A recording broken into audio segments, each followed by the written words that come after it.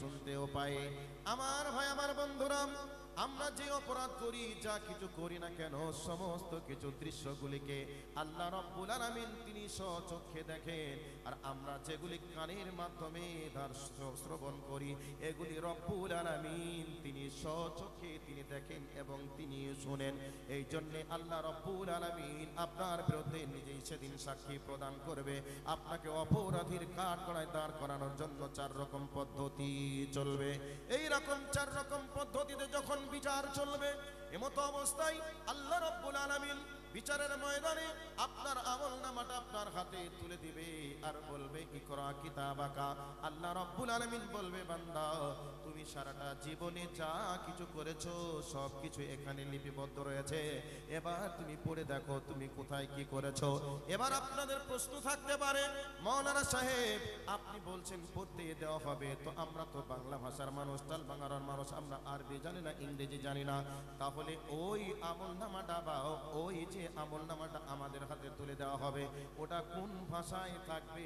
আরবিতে থাকবে নাকি বাংলায় থাকবে? আল্লাহ রাব্বুল আলামিন সেই জন্য বলে দিয়েছেন, বান্দারে তোমার আমলনামা পড়ার জন্য তুমি নিজেই যথেষ্ট হয়ে যাবে। তাই আরবি থাক নাকি বাংলা থাক, কারো কাছে যাওয়া লাগবে না, তোমার আমলনামা তুমি নিজেই পড়তে পারবে। একটা ইংরেজিতে চিঠি আসলে আমরা দুনিয়াতে মাস্টারকে খুঁজি, আরবিতে যদি কোনো কিছু লেখা থাকে মাওলানাদেরকে খুঁজি। কিন্তু বন্ধুরে, আল্লাহ এমন একটি সফটওয়্যার আল্লাহ রাব্বুল আলামিন দিবেন, আমরা যেই ভাষার লোক না হলে হই না কেন, সমস্ত ভাষাগুলি উড়িয়ে দিয়ে সেদিন আল্লাহ রাব্বুল আলামিন আমলনামা যে ভাষায় তিনি লিখবেন সেই ভাষা পড়ার জন্য আমি আপনি যথেষ্ট হয়ে যাব। এই অবস্থায় আল্লাহ রাব্বুল আলামিন আমলনামাটা দিবেন, আমরা পড়ব, পড়ার পরে এবার আমরা আশ্চর্য হয়ে বলবো, মালি হাদাল কিতাবু লা ইউগাদিরু সাগীরাতাও ওয়ালা কাবীরা। আল্লাহ রাব্বুল আলামিনকে বলবো, মাবুদ গো, কি আশ্চর্য ধরনের কিতাব, পুস্তক, আমলনামা তুমি লিপিবদ্ধ করে রেখে দিয়েছো। মাবুদ গো, এই আমলনামায় চুল পরিমাণ একটু বাড়িয়েও দেওয়া হয়নি, একটু কমিয়েও দেওয়া হয়নি। ভালো কাজ করেছি তাও লেখা আছে, মন্দ কাজ করেছি তাও লেখা আছে। জীবনে যে অন্যায়গুলি আপনি করেছেন আমি করেছি, চোখের সামনে যেদিন দেখবো এই অন্যায় আমার দ্বারাই হয়েছিল, সঙ্গে সঙ্গে দেখার পরে আপনার আমার মনে চলে আসবে, সেদিন স্মরণে চলে আসবে। এই অবস্থায় আল্লাহকে বলবো, আল্লাহ কি আশ্চর্য কিতাব তুমি প্রস্তুত করে রেখে দিয়েছো রে মাবুদ, একটু বাড়িয়েও দাওনি কমিয়েও দাওনি। সেদিন মানুষ অবাক হয়ে যাবে, হয়রান হয়ে যাবে। এই জন্য আল্লাহ রাব্বুল আলামিন বলেন, ফামান ইয়ামাল মিসকালা যাররাতিন খায়রান ইয়ারা ওয়া মান ইয়ামাল মিসকালা যাররাতিন শাররান ইয়ারা। আল্লাহ রাব্বুল আলামিন বলেন, বান্দারে কিয়ামতের ময়দানটা যেমন হিসাব তোমাদের কাছ থেকে আমি আল্লাহ নিব, ঠিক তেমনি ভাবে আমি আল্লাহ তোমাদেরকে হিসাবটাও বুঝিয়ে দেব।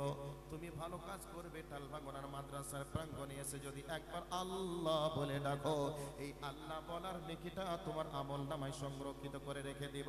তুমি 5 টাকা 10 টাকা 5,000 50,000 টাকা তুমি দিবে, এই আমলনামাতে লিপিবদ্ধ থাকবে। সেদিন তোমাকে আমি আল্লাহ হিসাব দিব আর বলবো, আমি তুমি টালভাঙ্গনা মাদ্রাসায় যে কাজটা করেছিলে, যে দান করেছিলে, আমি তোমার দানকে বিফলে দেইনি, নষ্ট করে দেয়নি, তোমার দানগুলিকে অন্যের আমলনামাতেও দেয়নি, বরং তোমার আমলনামাতে লেখা আছে, তুমি দেখে নাও। এইরকম ভাবে আল্লাহ রাব্বুল আলামিন আমাকে আপনাকে আমাদের নেক কর্মগুলিকে হিসাব বুঝিয়ে দিবেন। আর দুনিয়াতে আমরা যে অন্যায়গুলি করব, এই অন্যায়গুলির সমস্ত কিছু আল্লাহ রাব্বুল আলামিন আমাকে আপনাকে দেখাবে। বান্দারে তুমি এই অন্যায় করেছিলে, তুমি কেন করেছিলে তুমি বলো, সমস্ত অন্যায়ের হিসাব আল্লাহ রাব্বুল আলামিনের কাছে দেওয়া লাগবে। এই জন্য আল্লাহ রাব্বুল আলামিন বলেন, ফামান ইয়ামাল মিসকালা যাররাতিন খায়রান ইয়ারা ওয়া মান ইয়ামাল মিসকালা যাররাতিন শাররান ইয়ারা। তুমি যদি অনুপরিমাণ তুমি যদি ভালো করো, আমি তোমার জন্য লিপিবদ্ধ করে রেখে দিব, আর অনুপরিমাণ তুমি যদি বদমাইশি করো, তাও তোমার আমলনামাতে লিখে দিব। এই মুখের মধ্য দিয়ে, এই মুখের মাধ্যমে আমরা যদি কাউকে আঘাত দিয়ে কথা বলি, তাও সেখানে লেখা থাকবে। আমরা যদি অন্তরের ভিতরে কল্পনা করে আমরা অপরাধ করতে যাই, এগুলিকে আল্লাহ লিপিবদ্ধ করে রেখে দেওয়ার পরে আল্লাহ রাব্বুল আলামিন ভালো কাজের কারণে মাফ করে দিবে। এইভাবে অসংখ্য আমল নামায় অসংখ্য অপরাধের কথাগুলিকে সেদিন আমার আপনার চোখের সামনে দিনের আলোর মতো পরিষ্কারভাবে দেখানো হবে। পরিস্থিতিটা একবার ভেবে দেখুন,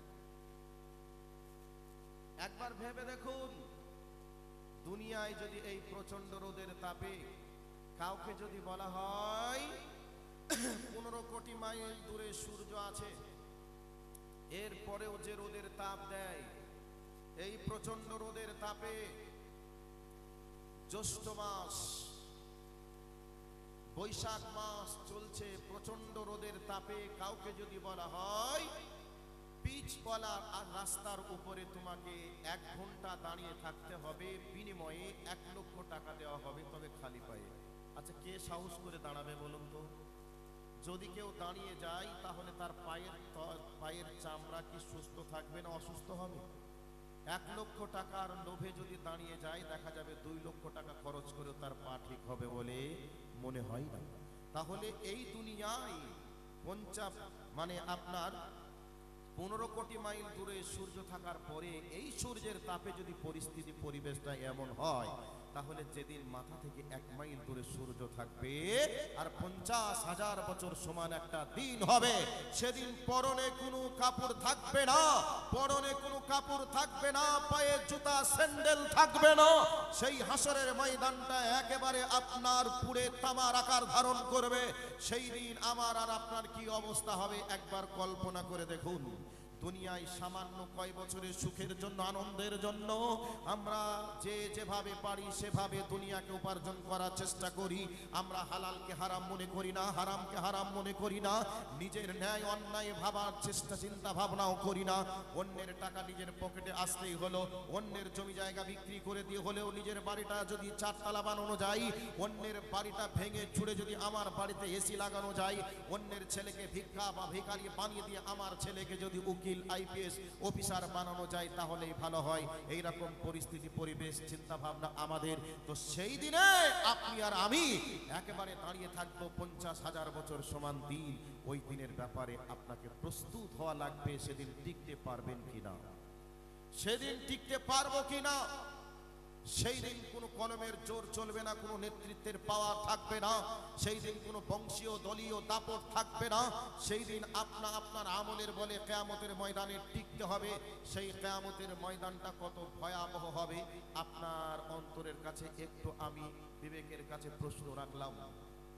আগেই যে কথা বলেছিলাম, মা তার বাচ্চাকে ভুলে যাবে, মা তার বাচ্চাকে ভুলে যাবে। কোরআনের আর একটা আয়াতে যাচ্ছি, এই আয়াতটার কথাগুলি আপনাদেরকে মনোযোগ সহকারে শোনার জন্য আন্তরিকভাবে অনুরোধ জানাচ্ছি। আল্লাহ সুবহানাহু ওয়া তাআলা তিনি বলেছেন ইয়াউমা ইয়াফিরুল মারউ মিন আখিহি। এখানে আল্লাহ সুবহানাহু ওয়া তাআলা তিনি কয়েকটা পয়েন্টের কথা আলোচনা করেছেন। সবথেকে নিকটের মানুষ যারা, সেই নিকটের মানুষগুলিকে আমরা বিপদে পড়ে গেলে স্মরণ করি, নিকটের মানুষগুলি বিপদের সময় পাশে এসে দাঁড়ায়, উদ্ধার করার চেষ্টা করে।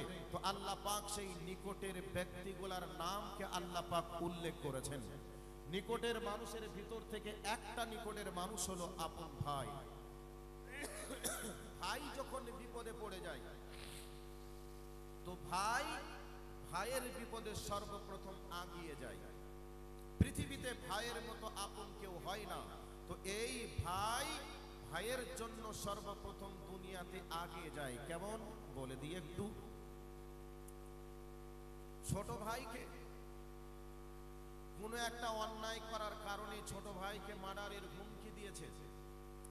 এই অবস্থায় ছোট ভাই মার্ডারের হুমকি পেয়ে সর্বপ্রথম বড় ভাইয়ের কাছে আসবে, বড় ভাইকে বলবে, ভাই আমি তো তোমার ছোট ভাই, তুমি আমাকে কত না ভালোবাসো, কত না ভালোবেসেছো, তবে আমার দ্বারা এই অন্যায় হয়েছে, যার কারণে আমাকে অমুকের বেটারা হুমকি দিয়েছে মার্ডার করবে।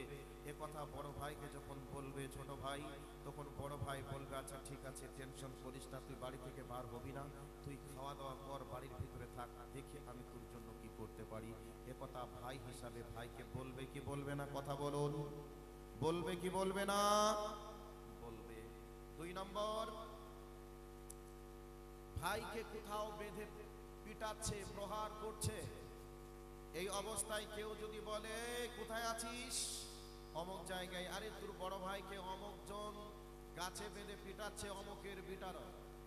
আচ্ছা বলুন, এই সংবাদটা শোনার পরে ছোট ভাই কি দাঁড়িয়ে থাকতে পারবে, বসে থাকতে পারবে? ছোট ভাই দাঁড়িয়ে থাকতে পারবে না, বসে থাকতেও পারবে না।